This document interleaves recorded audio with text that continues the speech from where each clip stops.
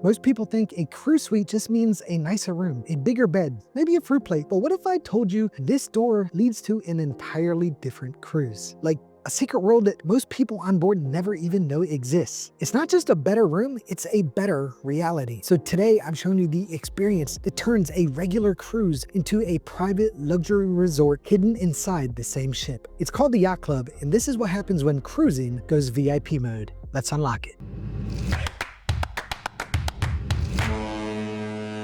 When people hear the word suite on a cruise, they think of upgraded comfort, a nicer bed, some added space, maybe a few premium toiletries and better decor. That's what I expected too. I assumed I was paying for a fancier version of the same cruise. Same food, same crowds, same everything, just with a slightly better place to sleep. But that's not even close. The room itself is not the upgrade, it's the key. And behind that key is an entirely different experience. Restaurants regular passengers can't get into, lounges they'll never set foot in, a sun deck that feels like a private resort, and staff who know your name before you even say it. There's no waiting, no fighting for pool chairs, no stress. It's like the rules of cruising don't apply to you anymore. And here's the kicker. You're still on the same ship, same sailing, same ports, but your version of the cruise is completely different. So no, this isn't about square footage or thread count. It's about unlocking a part of the ship most people don't even know exists. And once you've seen it,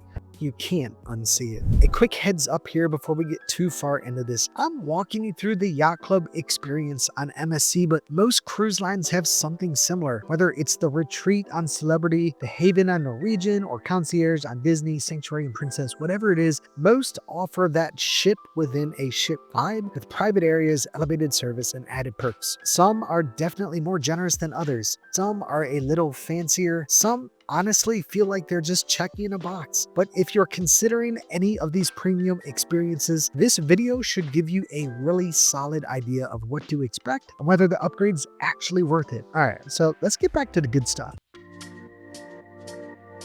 It starts before you even set foot in the terminal. You roll up to the port, and instead of diving into the usual luggage chaos, there's this sleek little Yacht Club tent waiting for you outside. You hand off your bags, no stress, no tag drama, and that's it. You won't see them again until they're waiting for you in your room later. Then a butler, yes, an actual butler, appears to escort you inside. At this point, they don't even know your name. You're just a well-dressed mystery to them, but they walk you past the crowds, through a separate entrance, and straight into the Yacht Club check-in lounge like someone just added your name to a list you didn't know existed. You sit down, there's Prosecco, there are these little pastries, air conditioning is working overtime, and you hand over your passport and boarding pass, and now they know who you are. That's when your butler walks back over and greets you by name. Wait, Evan, they already know who you are after like 5 minutes? Yeah, it's like the second your name hits the system, the butler becomes your butler, not just a butler. It's unsettling in the most comforting way possible. Once the ship is ready, that same butler returns and personally escorts you on board. You stop by your muster station real quick, check that box, and then head straight to the top sail lounge, the exclusive space for Yacht Club guests. In this place, it's peaceful, plush,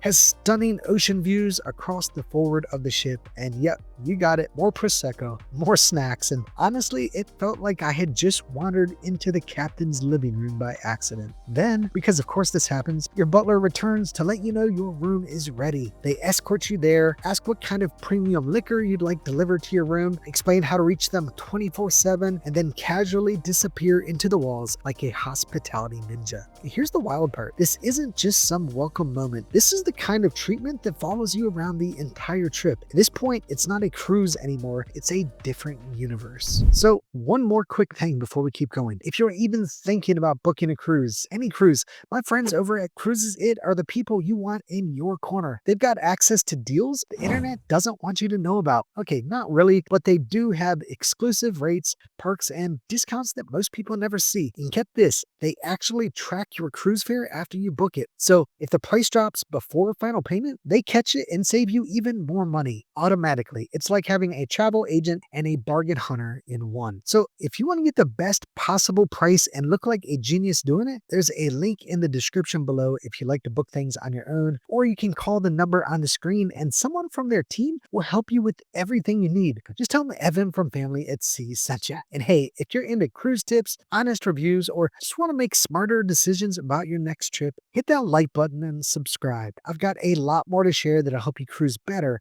not just more often.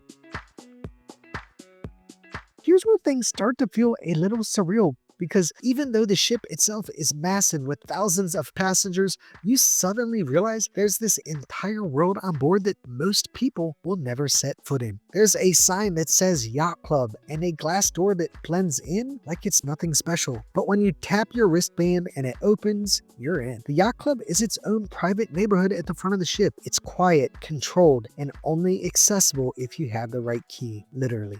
No wristband? No entry, no exceptions. It starts with the concierge desk and they're there for you 24/7. You never have to set foot in the chaotic line at guest services. Need a dinner reservation? A spa appointment? You need a birthday cake in 2 hours? They've got it and they greet you by name every time. Then there's the top sail lounge. Floor to ceiling windows, live music in the evenings, a cocktail menu that just never closes. You want espresso at 3 p.m.? Done. A Negroni at 10 a.m. Also fine. It's calm, it's classy, and you never have to fight for a seat. Okay, Evan, but can't you just find a quiet bar somewhere else on the ship? Sure, I mean, if you like yelling over a trivia game or claiming a chair with your elbow, but this is a lounge that whispers, you made the right choice. The Yacht Club restaurant is next level. No set dining times, no mass-produced menus. You just walk in when you're hungry and let the staff remember how you like your steak cooked. Lobster risotto, handmade pasta, desserts you probably shouldn't be eating twice a day, but you might.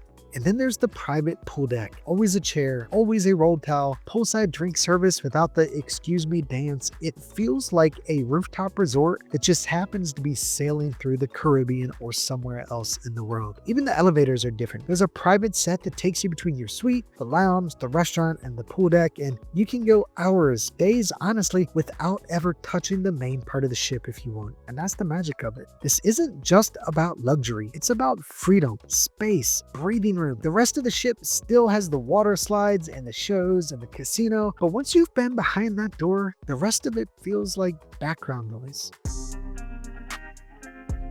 Here's what I didn't expect. The longer you stay in the Yacht Club, the less it feels like a cruise, and the more it feels like someone designed the entire experience just for you. One night at dinner, I mentioned how much I love creme brulee. Just casually, wasn't on the menu, didn't make a thing of it, but the next night, creme brulee delivered straight to the table. No mention of it, no explanation, it was just there. Then the next day, I'm walking around at Ocean Key, which is MSC's amazing private island, and someone I had literally never even seen before walks up to me and says, Mr. Evan, just a heads up, your excursion leaves in about 30 minutes, so your butler will meet you right over there at the Ocean House with a golf cart to take you over. Okay, wait a second, Evan. That's kind of spooky, right? I mean, I forgot I even had an excursion in 30 minutes. And how did this guy know my name? It's like the whole island had been briefed on my schedule, but that's the level of service you get. They're not guessing, they're just tuned in. You don't have to ask twice. Honestly, you barely have to ask at all. Want an espresso delivered to your lounger? It shows up. Need a spa reservation? They'll book it, confirm it, and make sure you don't forget. You want to surprise your spouse with something special? They'll handle the whole thing and make you look like a romantic genius. And that's what takes it over the top. Yes,